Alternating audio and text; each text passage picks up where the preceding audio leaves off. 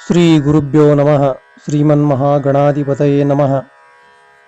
ಸಂತ ಶಿಶುನಾಳ ಶರೀಫ ಶಿವಯೋಗಿಗಳು ಈ ಕಲಿಯುಗದಲ್ಲಿ ಅತ್ಯಂತ ಪ್ರಭಾವಶಾಲಿಯುಳ್ಳದ್ದು, ಅತ್ಯಂತ ಶಕ್ತಿಶಾಲಿಯಾದದ್ದು ಯಾವುದು ಅಂತಂದ್ರೆ ದುಡ್ಡು ಅಂಥೇಳಿ ಶರೀಫಜ್ಜನವರು ಕಂಡುಕೊಂಡು ಆ ದುಡ್ಡು ಏನೆಲ್ಲ ಮಾಡಿಸ್ತತಿ ಮನುಷ್ಯನನ್ನು ಅಂತಕ್ಕಂಥದ್ದನ್ನು ತಮ್ಮ ಒಂದು ಪದ್ಯದೊಳಗೆ ಭಾಳ ಸುಂದರವಾಗಿ ಬರೀತಾರೆ. ದುಡ್ಡು ಕೆಟ್ಟದ್ದು ಮನುಜ ಈ ಲೋಕದಿ ದುಡ್ಡು ಕೆಟ್ಟದ್ದು ನೋಡಲೇ. ಈ ಜಗತ್ತಿನೊಳಗೆ ಭಾಳ ಕೆಟ್ಟದ್ದು ಯಾವುದಾದ್ರೂ ಇದ್ರೆ ಅದು ಯಾವುದು ಅಂತಂದ್ರೆ ದುರ್ಗುಣಗಳಿಗಿಂತ, ಆ ವಿಷಕಾರಿಯಾಗಿರ್ತಕ್ಕಂಥ ಪ್ರಾಣಿಗಳಿಗಿಂತ ಭಾಳ ಕೆಟ್ಟದ್ದು ಯಾವುದಾದ್ರೂ ಇದ್ರೆ ಅದು ದುಡ್ಡು ಅಂಥೇಳಿ ಶರೀಫಜ್ಜನವರು ಬರೀತಾರೆ. ಹೆಡ್ಡ ಮೂಢಾತ್ಮನೇ ದೊಡ್ಡ ದೊಡ್ಡವರನ್ನು ಮಡ್ಡು ಇಳಿಸುತ್ತಲಿ ಅಡ್ಡ ಬೀಳಿಸುವುದು. ಈ ದುಡ್ಡು ಎಂತೆಂಥ ಕೆಲಸ ಮಾಡ್ತತಿ ಅಂತಂದ್ರೆ, ಹೆಡ್ಡ ಮೂಢಾತ್ಮನೇ, ಅವಾಗ ಬುದ್ಧಿ ಇಲ್ಲ, ಅವನ ಹತ್ರ ಏನೂ ಇಲ್ಲ, ಆದರೆ ದುಡ್ಡು ಇತ್ತು ಅಂತಂದ್ರೆ ದೊಡ್ಡ ದೊಡ್ಡವರು ಸಹಿತ, ದೊಡ್ಡ ದೊಡ್ಡ ಜ್ಞಾನಿಗಳು ಸಹಿತ ಆ ದಡ್ಡನ, ಆ ಮೂರ್ಖನ ಕಾಲಿಗೆ ಬೀಳ್ತಾರ. ಯಾಕೆ ಅಂತಂದ್ರೆ ಅವನ ಹತ್ರ ಏನೈತಿ ಅಂದ್ರೆ ದುಡ್ಡು ಐತಿ ಅಂತಕ್ಕಂಥ ಒಂದೇ ಕಾರಣಕ್ಕೆ. ಇಷ್ಟ ಅಲ್ಲದ ದೊಡ್ಡ ದೊಡ್ಡವರ ಮಡ್ಡನ್ನು ಇಳಿಸುತ್ತಲಿ ಅಡ್ಡ ಬೀಳಿಸುವುದು. ಭಾಳ ದೊಡ್ಡ ದೊಡ್ಡ ಜ್ಞಾನಿಗಳು ಅಂತಕ್ಕಂಥವ್ರು, ಭಾಳ ದೊಡ್ಡ ವ್ಯಕ್ತಿಗಳು ಅನ್ನೋರನ್ನೂ ಸಹಿತ ಅಡ್ಡಡ್ಡ ಹೆಂಗೆ ಬೇಕಾದಂಗೆ ಕಾಲಿಗೆ ಬೀಳಿಸುವಂಥ ಶಕ್ತಿ ಯಾವುದಕ್ಕೈತಿ ಅಂತಂದ್ರೆ ಈ ದುಡ್ಡಿಗೆ ಐತಪ್ಪ ಅಂಥೇಳಿ ಶರೀಫಜ್ಜನವರು ಬರೀತಾರೆ. ಹರನ ಪೂಜೆಯ ಬಿಡಿಸಿ ಸದ್ಗುರುವಿನ ವರಮಂತ್ರವನ್ನು ಕೆಡಿಸಿ ಗುರು ಶಿಷ್ಯ ಭಾವವನುರುಹಿ ಲಕ್ಷ್ಮಿ ಎಂಬ ಕೊರವಿಯು ನರರನು ಅರುವು ಗೆಡಿಸುವಳು. ಇದು ಏನೇನು ಮಾಡ್ತತಿ ಅಂತಂದ್ರೆ, ಆ ದೇವರ ಪೂಜೆ ಮಾಡಾಕತ್ತಿದ್ರು ಅಂತಂದ್ರೆ ಯಾರಾದರೂ ಒಂದು 5,000 ರೂಪಾಯಿ ಕೊಡ್ತೇವೆ, ಅದನ್ನ ಬಿಟ್ಟು ಬಾರಪ್ಪ ಅಂಥೇಳಿ ನಮ್ಮನ್ನು ಕರೆದ್ರೆ ದೇವರು ಅಲ್ಲೇ ಕುಂತು ಪೂಜೆ ಸಾಮಾನ, ಗಂಟಿ, ಉದ್ದಿನಕಡ್ಡಿ, ಲೋಬಾನ, ಊದುಬತ್ತಿ ಎಲ್ಲ ಅಲ್ಲೇ ಬಿಟ್ಟು ದುಡ್ಡು ಎಲ್ಲಿ ಕೊಡ್ತಾರಲ್ಲ ಅಲ್ಲಿ ಓಡಿ ಹೋಗ್ತೇವೆ. ಅಂದ್ರೆ ಹರನ ಪೂಜೆಯ ಬಿಡಿಸಿ ಸದ್ಗುರುವಿನ ವರ ಮಂತ್ರವನ್ನು ಕೆಡಿಸಿ, ಆ ಪೂಜೆಯನ್ನು ಮಾಡುವಂಥ ಸಂದರ್ಭದೊಳಗೆ ಗುರುಗಳು ಕೊಟ್ಟಂಥ ಆ ಒಂದು ಮಂತ್ರವನ್ನು ನಾವು ಜಪವನ್ನು ಮಾಡ್ತಾ ಇರ್ತೇವೆ. ಆ ಗುರುವಿನ ಮಂತ್ರದ ಜಪಾನೂ ಬಿಡ್ತೇವೆ, ಹರನ ಪೂಜೆಯನ್ನು ಬಿಡ್ತೇವೆ, ಬಿಟ್ಟು ಆ ದುಡ್ಡು ಕೊಡೋರಿಂದ ಓಡಿ ಹೋಗ್ತೇವೆ ಅಂತಕ್ಕಂಥದ್ದು.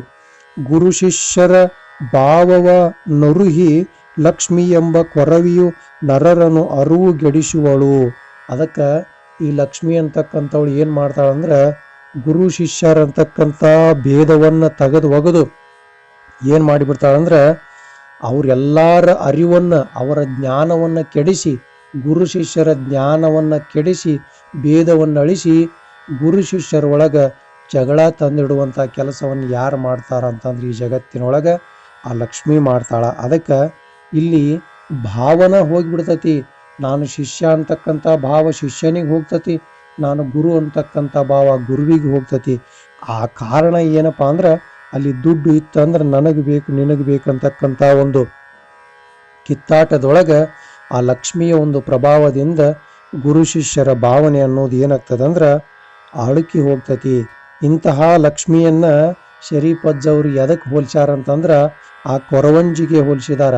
ಆ ಕೊರವಂಜಿ ಏನು ನುಡಿತಾಳಲ್ಲ ಅದೆಲ್ಲವೂ ಸಹಿತ ಸತ್ಯವಾಗಿಯೇ ಇರ್ತತಿ. ಆದ್ರೆ ಎಲ್ಲರ ಸತ್ಯವನ್ನು ನುಡಿಯುವಂಥ ಕೊರವಂಜಿ ಮಾತ್ರ ತಾನು ಭಿಕ್ಷೆಯನ್ನು ಬೇಡ್ತಾ ಇರ್ತಾಳ. ಅದಕ್ಕೆ ಇದರ ಅರ್ಥ ಏನಪ್ಪ ಅಂತಂದ್ರೆ ಆ ಲಕ್ಷ್ಮೀದೇವಿ ಎಲ್ಲಿ ವಾಸ ಮಾಡ್ತಾಳಲ್ಲ ಅಲ್ಲಿ ಕದನ ಕಟ್ಟಿಟ್ಟ ಬುತ್ತಿ ಅಧರ್ಮ ತಾಂಡವಾಡ್ತತಿ ಅಂತಕ್ಕಂಥದ್ದನ್ನು ಕಂಡು ಹಿಡಿದಿರ್ತಕ್ಕಂಥ ತ್ರಿಕಾಲ ಜ್ಞಾನಿಗಳಾಗಿರ್ತಕ್ಕಂಥ ಶರೀಫಜ್ಜನವರು ಬರೀತಾರೆ. ಆಶೆಯ ಮನಗೋನಿಯು ಸಂಸಾರವು ಹೇಸಿ ಕಾಶಿನ ತೆನೆಯು ಬಾಸುರ ಶಿಶುನಾಳ ದೇಶ ಸದ್ಗುರುವಿಗೆ ಆಶೆಯ ಕಲಿಸಲು ಏಸರವಳು ಈಕೆ ಅಂಥೇಳಿ ಆ ಲಕ್ಷ್ಮೀ ದೇವಿಯನ್ನು ಬೈತಾರ.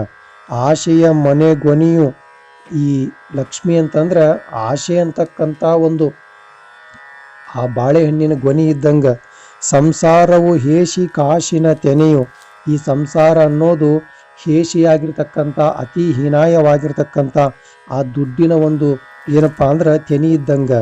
ಬಾಸುರ ಶಿಶುನಾಳ ದೀಶ ಸದ್ಗುರುವಿಗೆ, ಇಂತಹ ಆ ಒಂದು ಕಾಮ ಕ್ರೋಧ ಮೋಹ ಮದ ಅರಿಷಡ್ ವರ್ಗಗಳನ್ನು ಮೀರಿ ದಾಟಿ ನಿಂತು ಗುರುವಿನ ಸೇವೆಗೆ ನಿಂತಹ ಆ ಶಿಶುನಾಳ ದೀಶನಿಗೆ ಶಿಶುನಾಳಧೀಶನ ಮುಂದೆ ಆ ಶಿಶುನಾಳಧೀಶನ ಮನಸ್ಸಿಗೆ ಆಶೆಯನ್ನು ಕಲಿಸಾಕ್ ಬಂದಿಯಲ್ಲ ನೀನು, ಏಸ್ರವಳದಿ ನೀನು ಅಂಥೇಳಿ ಆ ಲಕ್ಷ್ಮೀ ದೇವಿಗೆ ಏನು ಮಾಡ್ತಾರಂತಂದ್ರೆ ಶರೀಫ ಶಿವಯೋಗಿಗಳು ಮನಸ ಇಚ್ಚಿ ಬೈತಾರ.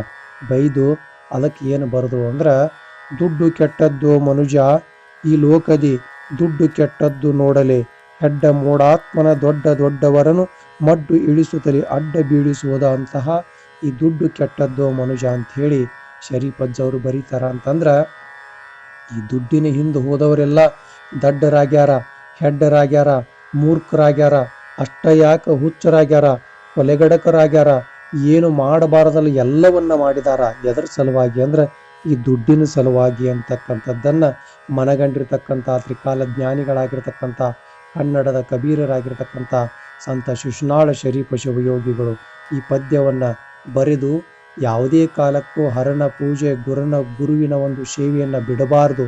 ಆ ಗುರು ಸೇವೆಯನ್ನ ಹರನ ಪೂಜೆಯನ್ನ ಕೆಡಸಾಕನ ಈ ದುಡ್ಡು ರೂಪದೊಳಗ ಆ ಲಕ್ಷ್ಮೀ ತಾಯಿ ನಮ್ಮ ಮನಸ್ಸನ್ನ ಪರೀಕ್ಷೆ ಮಾಡ್ತಾಳ ಅಂತಕ್ಕಂಥ ಒಂದು ಕಟಸತ್ಯವನ್ನ ತಮ್ಮ ಒಂದು ಪದ್ಯದೊಳಗೆ ಹೇಳಿದಾರ ಅಂತಕ್ಕಂಥ ಮಾತನ್ನು ಹೇಳ್ತಾ ಈ ನುಡಿಗಳನ್ನ ಗುರುವಿನ ಪಾದಕ್ಕೆ ಸಮರ್ಪಣೆ ಮಾಡ್ತಾರೆ.